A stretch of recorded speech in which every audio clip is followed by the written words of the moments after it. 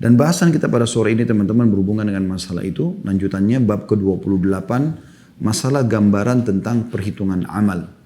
Dan kita dalam pertemuan ini hanya membahas satu bab karena cukup panjang bahasannya. Yang jelas teman-teman sekalian, dalam pembukaannya kita harus mengetahui amal apapun, sekecil apapun yang Anda lakukan, baik itu perbuatan baik ataupun perbuatan buruk, akan Anda lihat dan akan Anda terima balasannya. Baik itu balasan yang menggembirakan kalau amal soleh atau kepatuhan kepada Allah, ataupun hukuman kalau kita berbuat dosa dan pelanggaran. Kecuali Anda sempat taubat selama di dunia ini, ya, selama Allah SWT berikan kesempatan, seperti misalnya hari ini. Hari ini adalah hari emas Anda. Kenapa saya katakan hari emas? Bukan karena hari Seninnya, tetapi karena hari di mana Allah masih memberikan Anda umur. Saya dan Anda masih diberikan oleh Allah SWT. Semoga Allah berikan banyak umur-umur ke depannya. Tapi ini adalah hari emas, karena hari ini dipastikan kita masih hidup. Artinya kita belum tahu ke depannya masih hidup atau tidak, dan ini adalah hari yang kita anggap adalah hari terakhir kita. Bagaimana kalau masa-masa lalu kita semuanya diisi dengan kemaksiatan kepada Allah? Inilah kesempatan emas untuk taubat, kembali kepada Allah. Ikrarkan kepadanya istighfar dan juga taubat Anda. Astagfirullah wa atubu ilaih. Tulus dari hati. Tinggalkan semua pelanggaran tersebut agar semua fasilitas dunia. Karena dengan taubat akan dihapuskan hukuman-hukuman dan juga ya, catatan, maksud saya balasan daripada perbuatan dosa tersebut. Dan yang otomatis fasilitas selama dunia juga akan dikembalikan oleh Allah Subhanahu Wa Taala. Dan juga tentunya di akhirat kita akan masih mendapatkan, atau kita pasti akan mendapatkan balasan surga yang dirindukan oleh setiap orang beriman, dan itu adalah tempat abadi, kenikmatan abadi selamanya. Dan Allah menggambarkan itu dalam banyak ayat-ayat Al-Quran. Kita coba lihat dalil yang pertama diangkat oleh penulis tentang amal-amal ini. Yang pertama surah Al-An'am ayat 62 yang diangkat oleh beliau. A'udzu billahi minasyaitonir rajim. Tsumma ruddu ila Allahi maulahumul haqq. Ala lahul hukmu wa huwa asra'ul hasibin. Ketahuilah bahwa segala hukum pada hari itu kepunyaannya, kepunyaan Allah SWT. Dan dialah pembuat perhitungan yang paling cepat. Ya, jadi maksudnya pada hari kiamat akan dibangkitkan dan akan dihisap oleh Allah SWT. Tidak ada seorang hamba pun yang akan terzalimi pada saat itu. Allah mengatakan dalam firman yang lain, Inna Allah la yadhlimu mithqala dzarrah. Wa in taku hasanan yudha'ifha wa yu'ti min ladunhu ajran 'azima. Allah tidak akan menzalimi seperti biji sawi pun seorang hamba. Bahkan sebaliknya kalau itu perbuatan baik maka Allah akan lipat gandakan. Kemudian dalam firman Allah yang lain surah Al-Insyiqaq ayat 7 sampai ayat 12. Tapi seperti biasa di buku kita ini kalau penerbit tidak tulis ayatnya, kita coba buka di aplikasi kita di handphone Al-Qur'annya. Kita lihat surah Al-Insyiqaq ya. Ayat 7 sampai ayat 12. Saya akan bacakan dari awal surahnya, surah nomor 84, Al-Insyiqaq artinya terbelah ya. Nanti langit pada hari kiamat akan terbelah. Ini kisah tentang hari kiamat nantinya. Dan Allah Subhanahu Wa Taala sudah memberikan kepada kita bocorannya. Dan ini kita bersyukur karena kita mengetahui supaya kita bisa menghindar dari hal-hal yang buruk yang bisa menimpa seseorang kena pelanggaran di dunia di sana nanti. Bunyinya A'udzubillahi minasyaitonirrajim surah nomor 84 sekali lagi. Saya akan baca dari ayat 1 sampai saksi bahasan kita ayat 12. Bismillahirrahmanirrahim. Idas sama'un syaqqat. Apabila langit itu benar-benar terbelah. Ini pada hari kiamat. Ayat 2-nya. Wa adzinat li rabbiha wa huqqat. Dan patuh pada Tuhannya. Langit yang besarnya luar biasa, luasnya luar biasa ini. Para ilmuwan pun hanya bisa menggeleng-geleng kepala. Karena luasnya dan banyaknya keajaiban di langit sana. Allah mengatakan pada saat itu dia akan patuh. Dan memang langit selalu patuh pada Tuhannya karena dia juga makhluk. Dan sudah semestinya langit itu patuh. Ayat 3-nya. Wa idzal ardu muddat. Dan apabila bumi diratakan, karena pada hari kiamat tidak lagi gunung, tidak ada lautan. Dalam ayat yang lain dikatakan dibenturkan sekali benturan antara gunung-gunung, dicabut dulu gunung-gunung dari dari bumi ini, kemudian dibenturkan dengan bumi sekali benturan sehingga menjadi tanah yang berpasir putih yang akan menjadi mahsyar nanti. Kemudian ayat 4-nya wa alqat ma fiha wa takhallat, dan dilemparkan apa yang ada di dalamnya dan menjadi kosong. Enggak ada lagi bebannya bumi itu. Kecuali jenazah-jenazah dari manusia dan jin yang akan dibangkitkan. Hewan-hewan gitu kan. Kemudian ayat 5-nya Allah mengatakan wa adzinat li rabbiha wa huqqat, dan patuh kepada Tuhannya dan sudah semestinya bumi itu patuh. Pada waktu itu manusia akan mengetahui akibat perbuatannya. Kemudian ayat 6-nya, ya ayyuhal insanu innaka kadihun ila rabbika qadhan famulaqi. Hai manusia, sesungguhnya kamu telah bekerja dengan sungguh-sungguh menuju Tuhanmu dan pasti kamu akan menemuinya. Artinya, kau berbuat baik atau berbuat buruk, kau bersungguh-sungguh mengejar itu. Orang yang mau berbuat ibadah, sholat, puasa, baca Quran, dia sungguh-sungguh, dia akan dapat balasannya. Dan juga orang yang berbuat dosa, berzina, berbohong, riba, segala macam, dia juga akan temukan akibatnya. Ayat 7 dan ini diangkat oleh penulis sebagai saksi bahasan. فَأَمَّا مَنْ أُوتِيَ كِتَابَهُ بِيَمِينِهِ. Adapun orang-orang nanti di mahsyar yang diberikan kitabnya di sebelah kanannya. Semoga kita termasuk ini insya Allah. Karena orang-orang yang diberikan kitab itu akan berterbangan nanti. Dan akan datang ke tangan kita tanpa kita bisa atur. Jadi yang akan masuk ke dalam surga datang ke sebelah kanannya. Dan pada saat dia terima dengan tangan kanannya, dia akan mengatakan di ayat 8-nya, فَسَوْفَ يُحَاسَبُ حِسَابًا يَسِيرًا. Allah mengatakan, maka dia akan diperiksa dengan pemeriksaan yang mudah. Kenapa diperiksa? Mesti diperlihatkan. Jadi walaupun dia akan lolos ke surga, tetap diperlihatkan ini pada saat kau lahir, tangisan pertama, kedipan mata pertama, gerakan jari pertama, nafas pertama, terus sampai meninggal dunia. Ya, baik buruknya semua akan dilihat. Mungkin dia pernah berbuat dosa, tapi kemudian dia bertaubat. Misalnya di umur 15 tahun dia buat dosa, umur 17 tahun dia taubat. Semua dipaparkan. Dia bisa lihat. وَيَنْقَلِبُ إِلَىٰ أَهْلِهِ مَسْرُورًا. Ayat 9-nya. Dan dia akan kembali kepada kaumnya. Maksudnya yang sama-sama beriman dalam kondisi gembira. Karena orang beriman nanti yang terima buku sebelah tangan sebelah kanan, semua akan berkumpul. Kemudian ayat 10-nya. وَأَمَّا مَنْ أُوتِيَ كِتَابَهُ وَرَاءَ ظَهْرِهِ. Adapun orang yang diberikan kitabnya dari belakang. Ya, dalam ayat lain, tangan kirinya. Yang dia terima dari belakang. Ya. Tangan kirinya. فَسَوْفَ يَدُعُوا ثُبُورًا. Di ayat 11-nya. Maka dia akan teriak. Karena dia sudah tahu dengan tangan kiri yang dia terima dari sebelah kiri atau dari belakangnya. Maka pasti dia akan masuk ke neraka. Depan orang-orang semua nanti di mahsyar depan kita semua ini akan kita lihat neraka dengan gemuruhnya. Ya. Letupan-letupannya. Orang-orang yang dilempar sana yang histeri. Maka orang ini mengatakan celakalah aku. Dia bicara. Wa na'udzubillah. Semua kita tidak termasuk di sini. Ayat 12-nya. Wa yasla sa'ira. Dan dia akan dimasukkan ke dalam api neraka yang menyala-nyala. Apa sebabnya? Disebutkan. Sekarang kita baca juga ayat 13-nya.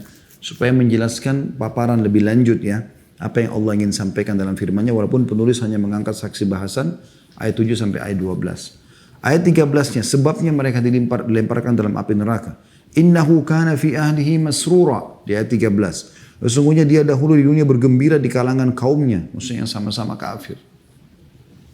Ayat 14-nya. Innahu dhanna alla yahur. Sesungguhnya dia menyangka bahwa sekali-kali dia tidak akan dikembalikan kepada Tuhannya. Jadi mereka berpesta foya, mabuk-mabuk, seks bebas, narkotika, pembunuhan, segala macam. Ya. Perampokan, pencurian. Mereka pikir tidak ada hisapnya semua. Ini kebodohan. Mereka tidak faham. Mereka kira mereka tidak akan dikembalikan pada Tuhannya. Ya, seperti juga sekarang perkataan orang-orang ateis kan gitu. Gak ada itu, apa itu kematian setelah mati dibangkitkan, dari mana buktinya? Seperti itu. Dan itu pernah terjadi, salah satu tokoh Quraisy pernah datang mengambil tulang-tulang unta yang sudah lama mati lalu dihancurin sampai seperti debu. Lalu dia datang ke hadapan Nabi SAW di depan Ka'bah, lalu dia lempar ke wajah Nabi debu tersebut. Debu tulang-tulang unta yang sudah mati ya. Lalu dia mengatakan, "Man yuhyil idhama wa hiya ramim," dalam surah Yasin. Siapa yang hidupkan tulang-tulang setelah jadi ramim, jadi kayak debu begini. Maka Allah menyuruh Nabi SAW menjawab, "Qul yuhyiha alladhi ansha'aha awwala marrah wa huwa bikulli khalqin alim." Katakan, hai Muhammad, yang akan menghidupkan kembali itu adalah yang telah menciptakannya pertama kali. Dan dia maha mengetahui ciptaan-ciptaannya. Ayat 15-nya. Bala inna rabbahu kana bihi basira. Ketahuilah dan yakini dengan benar. Sesungguhnya Tuhannya selalu melihatnya. Jadi bodoh orang kalau dianggap tidak dilihat oleh Allah Subhanahu wa taala. Ya. Kalau Anda nanti mau tadabbur ayat Al-Qur'an, maka Anda bisa baca insyaAllah lanjutannya ayat 16 sampai ayat 25 ini tentang bagaimana Allah Subhanahu wa taala memastikan Dia yang pencipta. Dia menceritakan tentang terbitnya matahari, datangnya malam, gitu kan. Bulan terlihat, maka itu semua tanda-tanda kebesaran Allah Subhanahu wa taala. Saksi bahasan kita sampai ayat ke-15. Dan di sini dipastikan akan ada hisab, akan orang menerima buku tangan sebelah kanan yang akan selamat. Semoga kita termasuk insya Allah, dan tangan sebelah kiri bagi orang yang celaka. Selanjutnya diangkat oleh penulis surah Al-Haqqah ayat 18 sampai 29. Ya, surah nomor 69 ya. Surah nomor 69 ayat 18 sampai 29. Tapi saya coba baca dari ayat satunya. Kita coba tadabburi ini. Karena ini bicara tentang hari kiamat. Al-Haqqah artinya hari kiamat. A'udzu billahi minasyaitonir rajim. Surah nomor 69 sekali lagi, mulai ayat 1 insyaallah. Bismillahirrahmanirrahim. Al-Haqqah. Hari kiamat itu. Kiamat artinya hari kebangkitan. Mal Haqqah. Apakah hari kiamat itu? Wa ma adraka mal Haqqah. Tahukah kamu apa itu hari kiamat? Sudah pernah kau pelajari? Sudah pernah kau dengar? Kadzabat Tsamud wa 'Adun bil Qari'ah. Ketahuilah ada kaum sebelum kalian bernama Tsamud, kaumnya Nabi Saleh, dan kaum 'Ad, kaumnya Nabi Hud, yang telah mendustakan hari kiamat. Fa amma Tsamud fa uhliku bit taghiyah. Kalau kaum Tsamud, karena mereka pungkiri enggak ada tuh kiamat. Apa itu hai Saleh? Kamu bicara apa tentang kebangkitan, tentang kematian? Maka mereka telah kami binasakan, atau dibinasakan dengan kejadian yang luar biasa. Kaum Tsamud Allah binasakan semuanya yang kufur. Wa amma 'Adun fa uhliku birihin sarsarin 'atiyah. Adapun kaum 'Ad, kaumnya Nabi Hud, mereka tinggi besar postur tubuhnya, gitu kan? Bisa membangun bangunan atau memahat gunung-gunung. Maka mereka telah dibinasakan dengan angin yang sangat dingin lagi amat kencang. Sakharaha 'alaihim sab'a layalin wa thamaniyata ayyamin khusuman fatara al-qaum fiha sar'a ka'annahum a'jazu nakhlin khawiyah. Yang Allah menimpakan angin itu kepada mereka selama 7 malam dan 8 hari terus menerus. Maka kamu lihat kaum 'Ad pada waktu itu mati bergelimpangan seakan-akan mereka tungkul pohon kurma yang telah kosong. Ayat 8-nya, fahal tara lahum min baqiyah. Maka kamu tidak melihat seorang pun yang tinggal di antara mereka. Atau ini lebih kepada pertanyaan, Allah SWT mengatakan, apakah kalian bisa melihat bekas mereka? Ada orang yang hidup di antara mereka? Tidak ada lagi, tinggal kisah saja gitu. Tapi ini semua Allah hancurkan karena mereka kufur kepada hari kiamat. Ya. Ayat 9-nya, waja'a Fir'aun wa man qablahu wal mu'tafikatu bil khati'ah. Dan telah datang Fir'aun setelah Tsamud dan 'Ad. Ada lagi kaumnya Nabi Musa, Fir'aun. Dan orang-orang yang sebelumnya dan penduduk negeri yang dijungkir balikan karena kesalahan besar. Kesalahan besar mereka disebutkan ayat 10-nya, fa'asaw rasul rabbim fa'akhadahum akhdatan rabiyah. Maka masing-masing mereka mendurhakai rasul Tuhan mereka. Enggak ada, kau bukan nabi, kau bukan rasul. Seperti kita tahu Fir'aun memungkiri Musa. Ya, kemudian 'Ad memungkiri Hud, kaum Lut kepada Lut, ya, kemudian kaumnya Nabi Ibrahim, Namrud, ya. Kemudian kaumnya Nabi Saleh, kaum Tsamud, semua Allah binasakan. Kaum-kaum Nabi yang mulia alaihi wassalatu wassalam ini. Dan masing-masing mereka mendurhakai Rasul Tuhan mereka. Lalu Allah menyiksa mereka dengan siksaan yang sangat keras. Inna lamma tagal ma'u hamalnakum fil jariyah. Sesungguhnya kami tak kala air telah naik sampai gunung. Kami bawa nenek moyang kamu ke dalam bahtera. Kisah Nabi Nuh alaihissalam. Semua banyak umat-umat sebelum kita yang sudah Allah gambarkan. Mereka ini memungkiri hari kiamat. Linaj'alaha lakum tadhkiratan wa ta'iyaha udhunun wa'iyah. Agar kami jadikan peristiwa-peristiwa mereka itu sebagai peringatan bagi kamu. Dan agar diperhatikan oleh telinga yang mau mendengar. Ayat 13-nya. فَإِذَا نُفِخَ فِي السُّورِ نَفْخَةٌ وَاحِدَةٌ. Maka apabila sangkakala ditiup sekali tiupan. Ayat 14-nya. وَحُمِلَتِ الْأَرْضُ وَالْجِبَالُ فَدُكَّتَا دَكَّةً وَاحِدَةً. Ini tadi yang saya katakan ya. Apa yang Allah bilang? Dan diangkatlah bumi dan gunung-gunung lalu dibenturkan keduanya sekali bentur. Jadi gunung-gunung Allah copotkan semua dari muka bumi ini. Sehingga dikeluarkan semua bebannya bumi. Bumi jadi ringan. Lalu kemudian dibenturkan sehingga menjadi tanah saja. Gitu kan. Ayat 15-nya. فَيَوْمَ إِذٍ وَقَعَتِ الْوَاقِعَةِ. Maka pada hari itu terjadilah hari kiamat. Ayat 16-nya. وَانْشَقَّتِ السَّمَاءُ فَهِيَ يَوْمَ إِذٍ وَاهِيَةٌ. Dan terbelahlah langit. Karena pada hari itu langit menjadi lemah. Yang kita lihat sekarang langit begitu kokoh jam bangunan di atas kepala kita. Sampai generasi demi generasi manusia banyak mati, langit tetap sama. Pada hari itu hari kiamat akan menjadi lemah. Lalu ayat 17-nya Allah menggambarkan wal malaku ala arjaiha Wa yahmilu arsya rabbika fawqahum yawma idzin thamaniyah. Dan malaikat-malaikat berada di penjuru-penjuru langit. Dan pada hari itu 8 orang malaikat menjunjung arsy Tuhanmu di atas kepala mereka. Artinya kita bisa menyaksikan malaikat pada saat itu. Dan Allah Azza wa Jal datang untuk menghakimi hamba-hambanya. Ayat 18 ini yang diangkat saksi bahasan oleh penulis. Yauma idzin tu'raduna la takhfa minkum khafiyah. Pada hari itu kamu dihadapkan kepada Tuhanmu, tiada sesuatu pun dari keadaanmu yang tersembunyi bagi Allah. Semua dari hal yang kecil, melirik saja, ya, niat saja, Allah tahu semuanya. Ayat 19-nya. فَأَمَّا مَنْ أُوتِيَ كِتَابَهُ بِيَمِينِهِ فَيَقُولُ هَاؤُمُ اقْرَءُوا كِتَابِيَهْ. Adapun orang yang diberikan kepadanya kitabnya dengan sebelah kanannya, tangan kanannya. Semoga kita termasuk ini. Maka dia berkata, ambillah, bacalah kitabku ini. Karena gembira, dia tahu dia akan selamat. Walaupun dia tidak lihat isinya, dia tahu dia akan selamat. Ayat 20-nya. Inni dhanantu anni mulakin hisabiyah. Ya sungguhnya aku yakin bahwa aku telah menemui hisab terhadap diriku. Maksudnya aku akan selamat. Ayat 21-nya Allah pastikan fahuwa fi 'isyatir radiyah. Maka orang itu dalam kehidupan yang diridhoi. Maksudnya dia puas. Ridho itu artinya puas. Ayat 22-nya di mana itu? Fi jannatin 'aliyah. Dalam surga yang tinggi. Maksudnya bangunan-bangunannya tinggi. Ya. Ayat 23-nya kutufuha daniyah. Buah-buahannya dekat. Mudah dipetik. Sebagian ulama mengatakan kalau kita di dunia ini masih harus mengulurkan tangan untuk memetik buah, maka di surga tidak.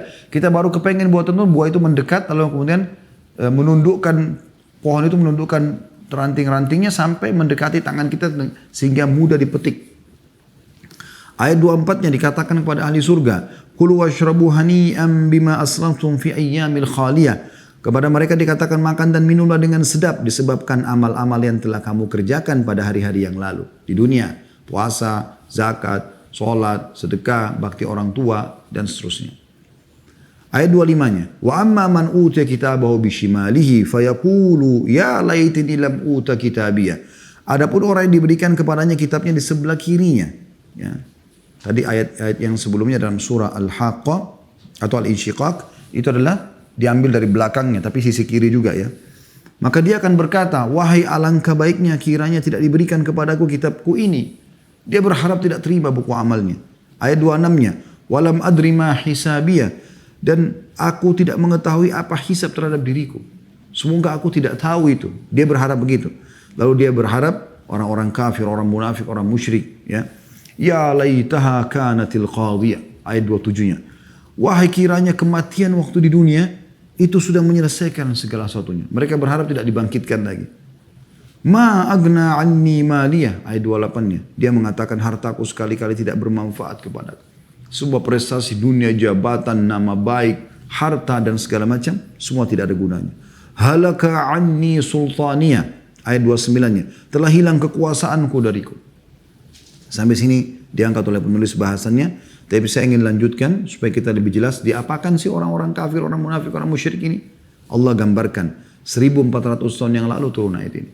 Dan kita sekarang diingatkan oleh Allah SWT dan akan terus dibaca oleh orang yang beriman sampai hari kiamat nanti. Ayat 30 Allah mengatakan khudhuhu fagullu. Allah berfirman pegang dia dengan kuat lalu belenggu tangannya ke lehernya, ya. Tsummal jahima sallu. Ayat 31-nya. Kemudian masukkan dia ke dalam api neraka yang menyala-nyala. Thumma fi silsilatin dhar'uha 70 dhira'an fasluku. Kemudian belit dia dengan rantai yang panjangnya 70 hasta. Ini subhanallah luar biasa ya. Manusia nanti tingginya di hari kiamat itu mirip tingginya Nabi Adam, 60 hasta. Rantai yang dibelilitkan pada tubuhnya 70 hasta. Artinya dililit dari kakinya ada lebih 5 hasta, dililit di badannya sampai 60 hasta, ada 5 hasta lagi lebih di kepalanya. Artinya dia akan dililit dengan rantai yang sangat besar, tidak ada celah tubuhnya, sudah dibelenggu tangannya sampai ke lehernya, dililit lagi dengan rantai tersebut. Anda bisa bayangkan bagaimana luar biasa itu. Lalu dilempar ke api neraka dan kita tahu besi-besi ini kalau kena api maka akan lebih panas. Ini siksaan yang luar biasa. Apa sebabnya ya Allah? Kenapa mereka dihukum begini? Allah mengatakan dalam ayat 33-nya, Innahu kana la yu'minu billahil azim. Karena dulu dia tidak beriman kepada Allah yang maha besar. Dia ingatkan Allah berfirman, Allah melarang, Allah perintahkan. Apa itu? Ya. Kamu masuk surga aja sendiri. Wala yahuddu ala ta'amil miskin. Ayat 3-4-nya. Dan juga tidak mau mendorong orang lain untuk memberi makan. Dia tidak mau menyumbang, dia juga tidak mau ya ikut sama orang-orang yang menyumbang, dia juga tidak mengajak orang lain. Ayat 35-nya, falaisa lahul yawma hahuna hamim. Maka tidak ada seorang pun penolong baginya pada hari ini. Wala ta'amun illa min gislin. Ayat 36-nya, tadi ayat 35 sebelumnya. Ayat 36-nya, dan tidak ada pula makanan sedikit pun baginya kecuali dari darah dan nanah. Ini sudah kita jelaskan di bab tentang makanan dan minuman ahli neraka. Na'udzubillah. Ayat 37-nya, la ya'kuluhu illal khati'un. Tidak ada yang memakannya kecuali orang-orang yang berdosa. Jadi ini hukuman yang luar biasa. Ya. Baik, selanjutnya teman-teman sekalian kita akan masuk ke hadis-hadis Nabi alaihi salatu wassalam setelah dipaparkan 3 surah Al-Quran tadi dengan beberapa ayatnya. Al-An'am 62, Al-Insyiqaq tadi sudah kita bacakan dari ayat 1 sampai ayat 15. Saksi bahasan oleh penulis 7 sampai 12. Kemudian Al-Haqqah dari ayat 1 sampai kita baca tadi sampai ayat 37. Jadi 37 ayat kita baca dari Al-Haqqah lengkap tentang bagaimana kondisi hisab amal pada hari kiamat nanti. Di dalam hadis disebutkan urutan 78 dari awal kita belajar di bab neraka ini, semoga Allah selamatkan kita darinya. Abu Hurairah radhiyallahu anhu meriwayatkan sabda Rasulullah sallallahu alaihi wasallam, لا تزول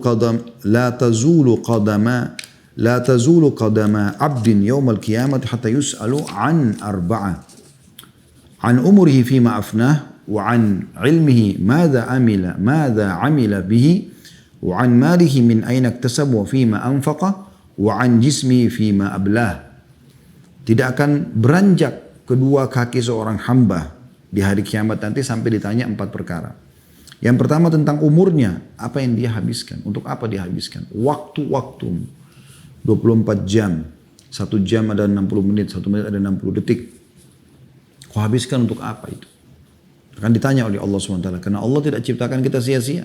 Ada tujuannya kita diciptakan di sini. Dalam surah Az-Zariyat Allah jelaskan itu. A'udzubillahi minasyaitonirrajim, wa ma khalaqtul jinna wal insa illa liya'budun. Aku tidak ciptakan jin dan manusia kecuali untuk ibadah. Jadi anda lahir di muka bumi ada tujuannya. Dalam ayat lain Allah mengatakan, Am hasibtum annama khalaqnakum abatha wa annakum la turja'un. Apakah kalian mengira kami ciptakan kalian sia-sia dan kalian tidak akan dikembalikan kepada kami? Tidak ada. Ada tujuannya. Ya. Belajar dari banyak manusia yang sudah berlalu sebelum kita. Ada utusan-utusan Allah, para nabi-nabi yang telah menyampaikan dan bagaimana beliau-beliau selamat. Ya. Meninggal dengan husnul khatimah, berikut juga dengan pengikut-pengikutnya yang beriman, dan bagaimana yang kufur Allah binasakan, dan sudah kita bacakan tadi kisah kaum Hud, ya namanya kaum Ad, kisah kaumnya Nabi Saleh, kaum Thamud, kisahnya Fir'aun, kaumnya Nabi Musa, kisahnya orang yang kufur dari kaumnya Nabi Nuh dan seterusnya. Yang kedua ditanyakan tentang ilmumu, apa yang telah dilakukan, tentang ilmunya apa yang telah dia lakukan. Ya, dia sudah amalkan belum? Anda dengarkan tentang sedekah, tentang sholat, tentang puasa dan seterusnya. Yang ketiga tentang hartanya, dari mana ia dapatkan dan untuk apa ia nafkahkan. Ini satu-satunya pertanyaan yang ditanyakan, dari mana sumbernya, kemana dikeluarkan. Jadi harus 2 hal yang jelas di sini. Sumbernya halal, keluar pada tempat yang halal. Nah, ini sudah pernah kita jelaskan dan saya ingatkan kembali. Sumber harta itu ada 4. Ya, dan dikeluarkan juga ke 4 sasaran. Yang pertama yang terbaik, sumbernya halal, keluar pada yang halal. Ini terbaik dan ini yang harus kita jadikan sebagai target kita supaya harta itu bersih sampai kepada kita, yang Allah halalkan saja dan dikeluarkan juga hanya di jalan Allah saja. Yang kedua, sumbernya halal tapi keluarnya haram. Dia kerja halal, bisnis halal tapi dipakai zina, dipakai judi. Ini jadi dosa dia. Dia berpahala mencari rezekinya, dia berdosa dengan aplikasinya. Pengeluaran ini akan dipertanggungjawabkan. Yang ketiga, sumbernya haram, keluar pada halal. Jadi misalnya dia sumbernya haram, hasil korupsi, hasil curian, kemudian dia keluarkan pada yang haram. Pada yang halal. Kayak misalnya hari korupsi, uang korupsi tapi dipakai umroh, pakai bangun masjid. Ini nggak boleh. Jadi haram semua, dosa. Dosa sumbernya, dosa juga pengeluarannya. Karena walaupun itu adalah kebaikan, tetap dari sumber haram. Tidak boleh. Itu hanya dalam sebuah hadis dikatakan hanya akan menambah hukuman Allah padanya. Yang terakhir, yang keempat, yang paling buruk, sumbernya haram, keluar pada haram. Hasil curian dipakai zina. Nah, kita harus jadi golongan yang pertama di sini. Kemudian yang terakhir, yang keempat, serta tentang tubuhnya untuk apa ia pergunakan. Mata melihat, telinga mendengar, tangan mengangkat, menyentuh, meraba, kaki melangkah. Ini dia pakai untuk apa? Hadis ini sahih riwayat Tirmidzi dengan sanad hasan sahih di jilid 4 halaman 36. Ini berarti akan ada hisab nanti, ditanyakan semuanya oleh Allah SWT. Dalam beberapa riwayat lain, sampai air dingin pun yang kita minum akan ditanyakan oleh Allah SWT. Hadis nomor 79 dari awal kita belajar, Aisyah radhiyallahu anha meriwayatkan sabda Nabi SAW, barang siapa yang dikeluarkan hisabnya, maka ia diazab. Aku bertanya, bukankah Allah berfirman, adapun orang-orang yang diberikan kitabnya dari sebelah kanannya, maka ia akan diperiksa dengan pemeriksaan yang mudah. Dan dia akan kembali kepada kaumnya, yaitu orang-orang yang sama beriman, dengan gembira. Al-Insyiqaq ayat 7 sampai ayat 9. Maka beliau SAW menjawab, itu adalah al-ard atau penyampaian. Dan tidak ada seorang pun yang dihisab pada hari kiamat, melainkan ia binasa. Hadis riwayat Bukhari, jilid 11 halaman 400. Dan Muslim di jilid 17 halaman 208. Ya, jadi kalau orang-orang beriman yang memang sudah terima bukunya dengan tangan kanannya dan semoga insya Allah kita termasuk itu mereka hanya disampaikan saja. Ini ingat, ini lihat histori hidupmu nih. Dari awal kau lahir, tangisan pertama, kedipan mata pertama, gerakan tangan pertama, apalah makanan pertama dan seterusnya yang ke-100, yang ke-1000 sampai kita meninggal dunia. Adapun kesalahan-kesalahan yang sempat dilakukan lalu kemudian bertobat itu dibersihkan dengan taubatnya, maksudnya dimaafkan hisabnya, tapi tetap dipaparkan kepada dia supaya dia tahu oh iya pernah dia lakukan perbuatan tersebut. Nah, itu namanya penyampaian, ayrut. Tapi kalau ada orang yang dihisab oleh Allah, kenapa kau lakukan ini, dipertanyakan, kemudian dia bantah, maka itu dia akan diazab oleh Allah Subhanahu wa taala. Hadis ini menjelaskan atau memberikan gambaran akan ada hisab hari kiamat. Hadis ke-80. Aisyah radhiyallahu anha meriwayatkan juga bahwa ia mengatakan Rasulullah SAW bersabda, berlaku benarlah, saling dekatlah, dan berikanlah kabar gembira. Karena yang memasukkan seseorang ke dalam surga bukanlah amalnya. Maka mereka para sahabat bertanya, termasuk engkau wahai Rasulullah? Kata beliau, termasuk aku. Hanya saja Allah meliputiku dengan rahmatnya. Hadis riwayat Bukhari, jilid 11 halaman 294 dan Muslim jilid 17 halaman 161. Hadis ini teman-teman sekalian juga memberikan gambaran kepada kita bagaimana Nabi SAW menggambarkan berlaku benarlah, maksudnya sesuai dengan apa yang Allah anggap benar. Kerjakan itu saja. Yang wajib dan yang sunnah. Tinggalkan semua yang dilarang. Saling dekatlah, maksudnya saling memberi peringatan, ya, saling mendukunglah, gitu kan. Dan berikanlah kabar gembira. Karena tidak ada berita gembira maksudnya kalau dengan patuh kau akan masuk surga, kau akan selamat. Itu saja. Di dunia kau akan dapat fasilitas, di akhirat juga kau akan selamat. Karena tidak ada seorang pun yang masuk surga dengan amalnya. Tidak ada. Walaupun anda beribadah 500 tahun sholat, 500 tahun sedekah, bukan karena itu anda masuk surga. Tapi karena rahmat Allah Subhanahu wa taala. Amal itu ya, akan membantu kita meninggikan derajat di surga. Tapi masuk surganya sendiri itu dengan rahmat Allah. Makanya para sahabat penasaran mengatakan, Anda juga ya Rasulullah? Kata Nabi SAW, iya saya pun begitu. Tapi ini menandakan bahwasanya ya, akan ada hisab hari kiamat.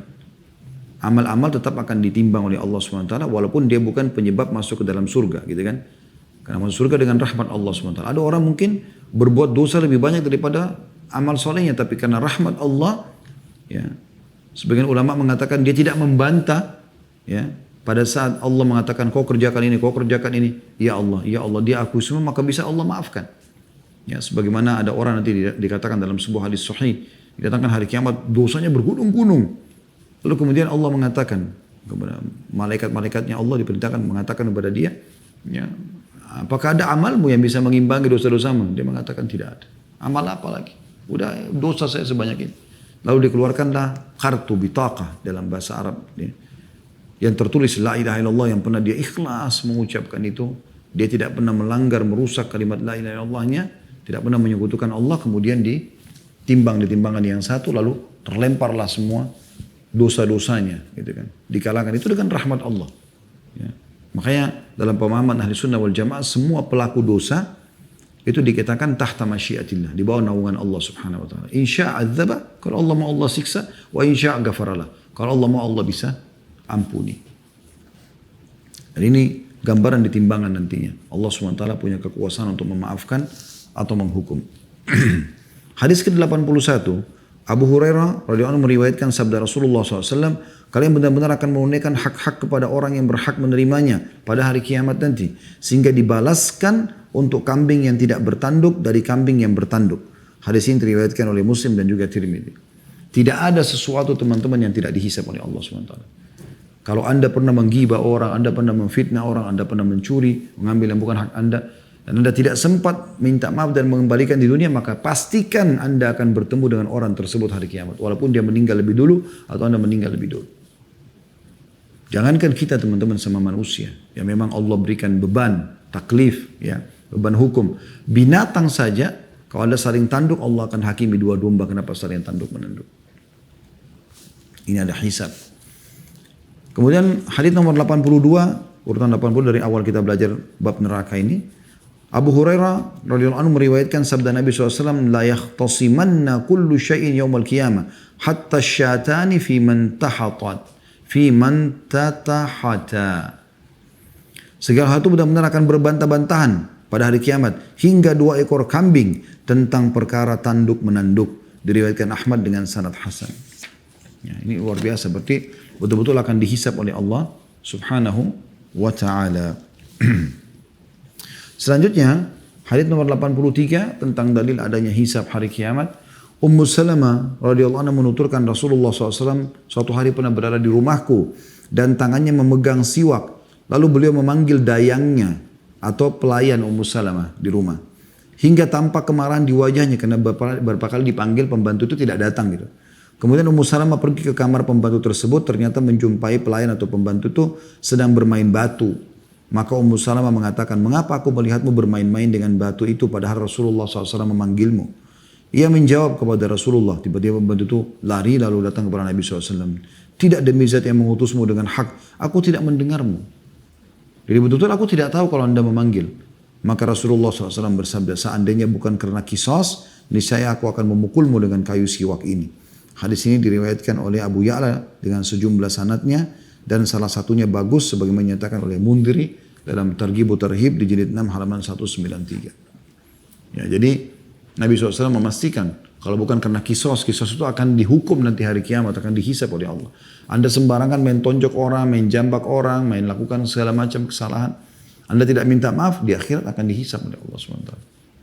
Nabi SAW mengatakan kalau bukan karena kisos, khawatir nanti malah ini akan menjadi masalah di hari kiamat, maka saya akan memukulmu dengan kayu siap. Kenapa kau tidak datang pada saat saya panggil? Tapi Nabi SAW tidak lakukan. Menggambarkan ini semua nanti akan ditanyakan oleh Allah SWT. Kenapa kau pukul si fulan? Kenapa kau marahin si fulan? Kenapa kau caci maki si fulan? Ya, kalau memang dia berhak untuk itu, karena dia melakukan pelanggaran, maka lepas anda hari kiamat. Tapi kalau tidak, maka anda pasti akan dihukum oleh Allah Subhanahu wa ta'ala. Ya. Anda masih ingat saya pernah sampaikan kisah Urwah bin Zubair rahimahullah. Mohon maaf, Urwah bin Zubair ini pernah melihat ada satu anak muda mencaci maki Hajjaj. Hajjaj adalah seorang yang zalim di zamannya, membunuh sembarangan orang gitu. Intinya dicaci maki lah Hajjaj. Hajjaj itu begini. Padahal Hajjaj jelas-jelas berbuat salah gitu. Maka dia pun memegang tangan anak tersebut sambil mengatakan, wahai anak saudaraku. Maksudnya ayahmu adalah saudaraku juga dalam Islam. Janganlah kamu dengan Hajjaj sedang bersama-sama menuju ke Tuhan kalian. Dan pasti Allah akan mengambil hak-hak orang yang dizalimi oleh Hajjaj. Hajjaj buat kesalahan, bunuh orang segala macam, akan diambil. Tapi jangan lupa, Allah juga akan memberikan haknya Hajjaj dari orang-orang yang menzaliminya. Maksudnya kau sekarang bicarain dia, apa hubungannya sama kamu ini? Berarti kau akan nanti dihisab oleh Allah, akan diambil pahalamu diberikan pada Hajjaj, atau dosa Hajjaj kau akan tanggung. Maka mulai sekarang jangan sibukkan dirimu membicarakan aib orang lain. Ya. Kalau kita mau nasihat orang, sampai nasihat kita. Tapi kalau kita keluar sana sini, tidak sampai ke dia, menunjukkan kejengkelan, padahal sebenarnya kita tidak tahu apa-apa. Gitu. Ghibah itu menceritakan aib orang yang ada pada dirinya. Untuk apa? Dinukil artis fulan, aktor fulan, pejabat fulan, untuk apa kita bicara semua? Apa ada hubungannya sama kita? Kalau hubungannya sama kita, kita punya hak mungkin. Kalau tidak, untuk apa? Kita doakan semoga Allah berikan hidayah, semoga Allah hukum, terserah. Tapi jangan ikut-ikutan dalam masalah seperti ini. Hadis 84. Abu Hurairah radhiyallahu anhu meriwayatkan Rasulullah SAW bersabda, barang siapa mencambuk hamba sahaya dengan zalim, maka dia atau ia akan dikisos karenanya pada hari kiamat. Hadis riwayat Al-Bazzar dan At-Tabarani dengan sanad hasan, sebagaimana dinyatakan oleh Al-Mundhir dalam kitab At-Targhib jilid 6 halaman 193. Jadi siapapun yang melakukan kezaliman, hamba sahaya maksudnya orang dianggap manusia kelas 2 gitu kan. Karena dulu hamba sahaya itu bisa diperjualbelikan, hak majikannya. Itu pun kalau dia buat zalim, dia pukul, tetap akan dihukum oleh Allah SWT pada hari kiamat. Kalau Anda lakukan bukan karena ya dia berhak untuk melakukan itu atau mendapatkan hukuman tersebut, maka Anda akan dihisab oleh Allah Subhanahu wa taala. Hadis selanjutnya nomor 85, Abdullah bin Unais radhiyallahu anhu menuturkan ia pernah mendengar Nabi SAW bersabda, Allah mengumpulkan para hambanya pada hari kiamat dalam kurung atau mengatakan manusia. Maksudnya mengumpulkan hambanya atau manusia dalam keadaan telanjang, tak berkhitan dan tak berbusana, atau buhmam dalam bahasa Arab. Kami bertanya, apa buhmam itu ya Rasulullah? Beliau menjawab, ia tidak memakai sesuatu apapun. Kemudian Allah menyeru mereka dengan suara yang didengar oleh orang yang jauh sebagaimana didengar oleh orang yang dekat. Akulah zat yang memberi balasan, akulah raja. Tidak patut seorang pun dari ahli neraka masuk neraka, sedangkan ia punya hak pada seseorang dari ahli surga, hingga aku mengkisasnya darinya. Dan tidak patut seorang pun dari ahli surga masuk ke dalam surga, sedangkan seorang dari ahli neraka punya hak terhadapnya, hingga aku mengkisasnya darinya. Hingga tamparan atau sampai tamparan. Ia mengatakan, kami bertanya, bagaimana caranya padahal kita datang dalam keadaan telanjang, tak berkhitan dan tanpa busana. Beliau menjawab, kebaikan dan keburukan. Hadis riwayat Ahmad dengan sanad hasan, sebagaimana dinyatakan oleh Al-Mundhir dalam kitab At-Targhib jilid 6 halaman 193. Ini hadis yang paling jelas tentang masalah hisab, teman-teman sekalian. Allah Subhanahu wa taala memastikan pada hari kiamat nanti bersumpah atas zatnya Allah yang mulia, tidak akan masuk ke dalam neraka seseorang ahli neraka sedangkan dia masih punya hak dari ahli surga. Dan tidak akan masuk surga ahli surga sementara dia masih punya hak dari ahli neraka sampai Allah qisas. Jadi begini maksudnya. Contoh misal, Anda seorang muslim, Anda bekerja di satu orang kafir. Pemilik perusahaan orang kafir.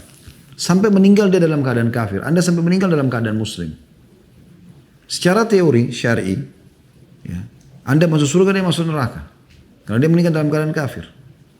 Baik. Nanti pada hari kiamat, misal Anda selama bekerja sama dia, ada hak Anda yang tidak dikasih. Pesangon kah, gaji kah, apalah fasilitas yang sudah dijanjikan dia tidak kasih. Dia harusnya masuk neraka kan? Tapi tetap aja. Kalau Anda punya hak belum Anda dapatkan di dunia, maka di akhirat Allah akan datangkan tuh orang, pimpinan Anda, didatangkan lalu Allah nilai pelanggaran dia, lalu diberikan dalam bentuk pahala kepada Anda. Sehingga tadinya Anda cuma punya pahala 100 ribu misalnya, pelanggaran dia nilainya 10 ribu, Allah akan tambahkan 10 ribu. Jadi Anda punya 110 ribu misalnya. Ya. Jadi akan meninggikan derajat Anda di surga. Sebaliknya, tidak akan masuk penghuni neraka ke neraka selama dia masih punya hak dari ahli surga. Misal kita balik sekarang, Anda pemilik perusahaan sebagai muslim, Anda meninggal dalam keadaan Islam. Ada pegawai Anda kafir, dia meninggal dalam keadaan kafir, maka dia dari ahli neraka. Tapi ternyata selama dia bekerja ada hak dia yang belum Anda kasih.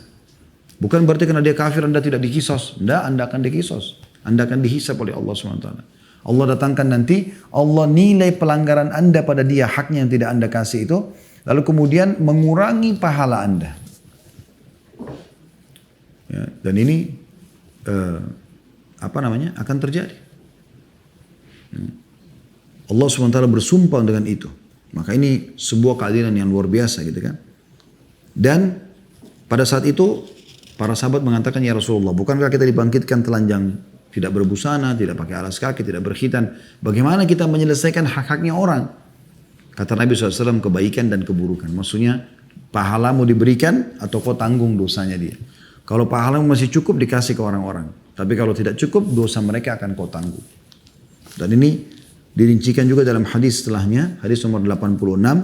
Abu Hurairah radhiyallahu anhu meriwayatkan sabda Rasulullah SAW, atadruna manil muflis? Qalu al-muflisu fina man la dirham lahu wa la mata'. Qala al-muflisu min ummati man ya'ti yawm al-qiyamati bi salatin wa siyamin wa zakatin wa ya'ti wa qad syatama hadha wa kadhafa hadha wa akala mala hadha wa safaka dama hadha وضرب هذا فيقضى هذا من حسناتي وهذا من حسناتي فإن فنيت حسناته قبل أن يقضي ما عليه أخذ من خطاياهم فطرحت عليه ثم طرح في النار.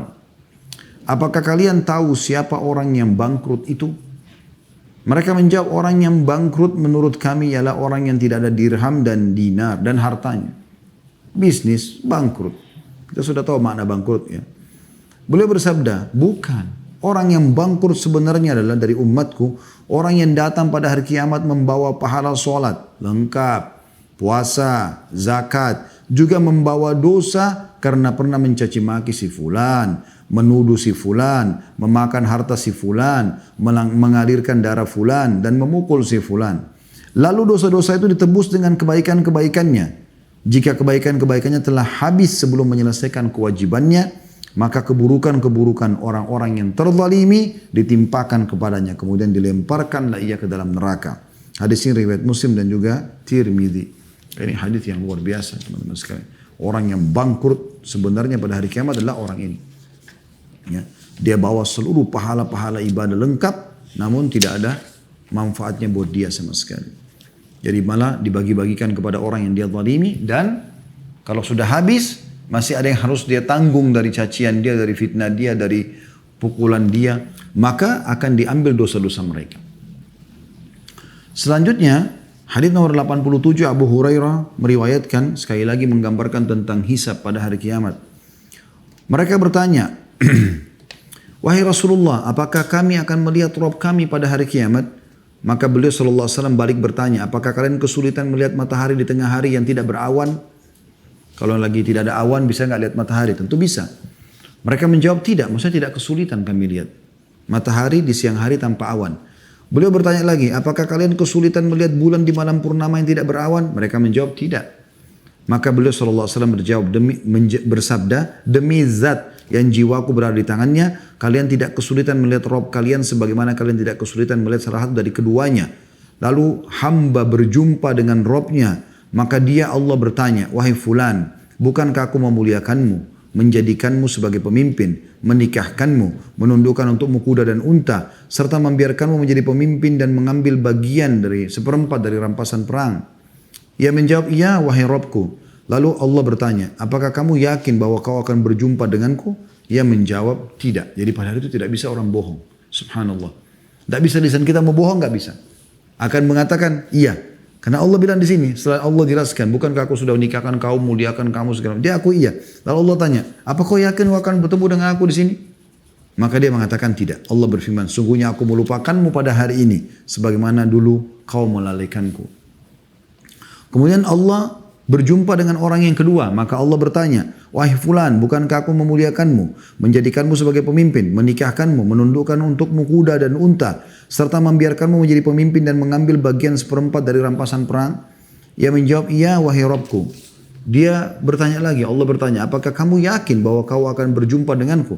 Ia menjawab tidak. Dia nggak bisa bohong. Walaupun dia mau bohong nggak bisa. Dia berfirman, Allah berfirman, sungguhnya aku melupakanmu pada hari ini sebagaimana dulu kau melalaikanku.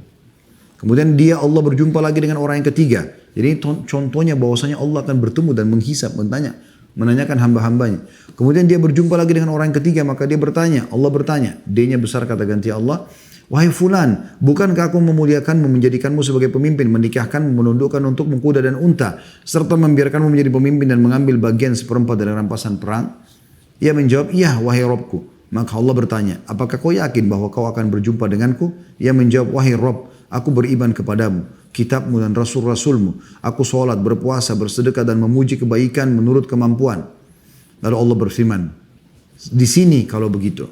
Kemudian Allah berfirman, sekarang kami akan mengutus saksi atasmu. Ia berfikir dalam hatinya, siapa yang akan menjadi saksi atasnya? Lalu mulutnya dikunci dan ditanyakan kepadanya, atau dikatakan kepada pahanya, bicaralah. Maka paha, ya, kemudian daging dan tulangnya berbicara tentang amalnya. Hal itu agar ia tidak bisa membuat alasan terhadap dirinya. Itulah munafik dan itulah orang-orang yang dibenci oleh Allah. Hadis riwayat Muslim. Jadi hadis ini menggambarkan pada kita bagaimana orang hari kiamat gak bisa berbohong. Dia terus terang dia mengatakan ia tidak beriman pada Allah, atau dia akan mengatakan, aku coba sholat, aku coba begini. Dia mau menghindar, tapi Allah mengatakan akan ada saksinya. Lalu disuruh tubuhnya memberikan kesaksian atas dirinya sendiri. Ya. Jadi matanya bicara, ya, telinganya bicara, tangannya bicara, kemaluan bicara, kaki bicara, semua memberikan kesaksian. Selanjutnya hadis 88, Ummu Mubashshirah Al-Ansariyah radhiyallahu anha pernah mendengarkan Rasulullah SAW berkata di sisi Hafsah, la yadkhulun nara insyaallah min ahli syajarati ahad alladhina bay'u tahtaha. Qalat bala ya Rasulullah, fantaharaha faqalat Hafsah, wa in minkum illa wariduha. فقال النبي صلى الله عليه وسلم قد قال الله سبحانه وتعالى ثم ننجي الذين اتقوا ونذر الظالمين فيها جثيا. Tidak akan masuk neraka kata Nabi SAW jika Allah menghendaki seorang pun dari ahlu syajarah. Ahlu syajarah ini dikenal dengan orang-orang yang membaiat Nabi SAW di bawah sebuah pohon di kesepakatan Hudaybiyah. Jadi waktu Nabi SAW mengajak 1.400 sahabat untuk umrah, kemudian mereka ditahan oleh Quraisy di wilayah Hudaybiyah. Sekitar 80 km dari Mekah ya, sebelum masuk wilayah haram. Maka di situ terjadi kesepakatan Hudaybiyah, tidak bisa sama sekali mereka masuk tahun itu ke Mekah, ditahan oleh Quraisy. Namun sebelum terjadi kesepakatan, Nabi SAW sempat mengutus Utsman bin Affan untuk bertemu dengan Abu Sufyan, negosiasi. Kalau kita mau umroh bukan mau perang. Karena Utsman telat datang, maka Nabi SAW ambil janji setia di bawah sebuah pohon. Semua sahabat sepakat. Ya, harus mereka janji setia hidup mati bersama Nabi SAW. Kalau Nabi suruh perang ke Mekah, mereka akan ikut perang. Kalau Nabi suruh pulang, mereka pulang. Maka semua membaiat Nabi SAW pada saat itu, kecuali satu orang. Al-Ja'ad bin Qais. Dia adalah seorang munafik. Ini sudah saya sampaikan dalam kisah Sirah Nabawi. Nabi SAW pernah bilang, tidak akan masuk neraka jika Allah menghendaki seorang pun dari ahlu syajarah. Semua yang membaiat itu masuk surga. Karena Nabi SAW bilang setelah dibaiat, diambil janji setia dari mereka, mereka akan hidup mati bersama Nabi SAW. Maka Nabi bilang, kalian semua masuk ke dalam surga, kecuali orang yang sembunyi di belakang unta merah. Itulah Ja'ad bin Qais tadi, seorang munafik yang sengaja ikut untuk memata-matai saja. Hafsah berkata, tidak wahai Rasulullah. Maksudnya, masa sih semuanya masuk surga gitu? Maka beliau pun membentaknya atau memarahi Hafsah. Maka Hafsah mengatakan, bukankah Allah berfirman, artinya dalam surah Maryam ayat 71, dan tidak ada seorang pun darimu melainkan mendatangi neraka itu. Maka Nabi SAW menjawab, Allah subhanahu wa ta'ala juga sudah berfirman, lanjutannya, Maryam 72. Kemudian kami akan menyelamatkan orang yang bertakwa dan membiarkan orang-orang yang zalim dalam neraka dalam keadaan berlutut. Ya. Artinya, nanti akan ada kejadian ini pada hari kiamat. Bagaimana ada orang yang masuk surga, insya Allah tanpa hisab. Dan semoga kita termasuk di situ. Mereka hanya disampaikan penyampaian tadi ya, ini loh. Dari kamu lahir sampai kamu meninggal. Lalu kemudian dipersilakan masuk ke dalam surga. Termasuk ahlu syajarah atau orang yang membayat Nabi SAW di bawah pohon di kesepakatan Hudaybiyah. Kemudian selanjutnya hadis nomor 89 Abu Sa'id Al-Khudri radhiyallahu anhu menuturkan Rasulullah SAW bersabda, Yuja'u binuhin yawmal qiyamah fayuqalu lah, hal ballagta? Fayaqulu na'am ya Rabbi. Fatus'alu ummatuhu hal ballagakum? Fayaqul ma ja'ana min nadhir. Fayaqulu man syuhuduk? فيقول محمد وأمته فيجاء بكم فتشهدون ثم قرأ رسول الله صلى الله عليه وسلم وكيف جعلناكم وكذلك جعلناكم أمة وسطا قال عدلا لتكونوا شهداء على الناس ويكون الرسول عليكم شهيدا. Nabi Nuh alaihissalam akan didatangkan pada hari kiamat. Lalu ditanyakan kepadanya, apakah kamu telah menyampaikan hai Nuh? Allah sudah tahu Nabi Nuh sudah menyampaikan, tapi Allah ingin memastikan orang-orang yang zalim, orang yang kafir, yang menolak dakwah beliau terbukti di depan seluruh manusia pada saat itu, dipermalukan oleh Allah. Nuh dihadapkan pada hari kiamat lalu ditanyakan kepadanya, apakah kamu telah menyampaikan? Ia menjawab, iya wahai Rabb. Kemudian umatnya ditanya, apakah ia Nuh ini telah menyampaikan kepada kalian? Begitu bentuk hisabnya ya. Mereka menjawab, belum ada seorang pemberi peringatan pun yang datang kepada kami. Mereka coba berbohong, mengalihkan kalau Nuh ini tidak menyampaikan kepada kami. Lalu Allah bertanya, siapakah yang menjadi saksimu hai Nuh? Maka Nuh berkata, Muhammad dan umatnya. Kita semua ini datangkan hari kiamat nanti. Kemudian kata Nabi SAW, kalian dihadapkan untuk menjadi saksi. Kemudian beliau membaca firman Allah SWT yang artinya, dan demikianlah kami telah menjadikan kamu hai umat Islam, umat yang adil. Ya, kata beliau, wasata atau umat yang adil. Ya. Dan kamu menjadi saksi atas perbuatan manusia dan agar Rasul Muhammad SAW menjadi saksi atas perbuatan kalian. Surah Al-Baqarah 143. Dan nanti kita akan dikatakan, iya ya Allah benar, kau telah turunkan dalam surah Al-Anbiya, dalam surah Nuh, menceritakan kepada kami tentang Nabi Nuh. Sehingga kaumnya tidak bisa memungkiri masalah itu. Hadis ini riwayat Bukhari jadi 13 halaman 316. Kemudian hadis nomor 90 ini hadis terakhir dalam bab kita. Adi bin Hatim radhiyallahu anhu mengatakan Rasulullah SAW bersabda, "Ma minkum ahadun illa sayukallimuhu rabbuh, laisa bainahu wa bainahu turjuman, fayanzuru aymana minhu wa fala yara illa ma qaddam fala yara illa ma qaddama min amalihi wa yanzuru ash'ama minhu fala yara illa ma qaddam wa yanzuru baina yadayhi fala yara illa an-nara tilqa'a wajhi fattaqun nara walau bisyikki tamrah." Tidak ada seorang pun dari kalian melainkan Robnya akan bercakap-cakap dengannya tanpa perantara di antara keduanya. Ketika ia melihat sebelah kanannya, ia tidak melihat kecuali apa yang telah diberikan dari amalnya. Ia melihat sebelah kirinya, ia tidak melihat kecuali apa yang telah diberikannya. Ia melihat di hadapannya, dan ia tidak melihat kecuali neraka di hadapannya. Maka bertakwalah kepada Allah walaupun dengan menyedekahkan secuil kurma.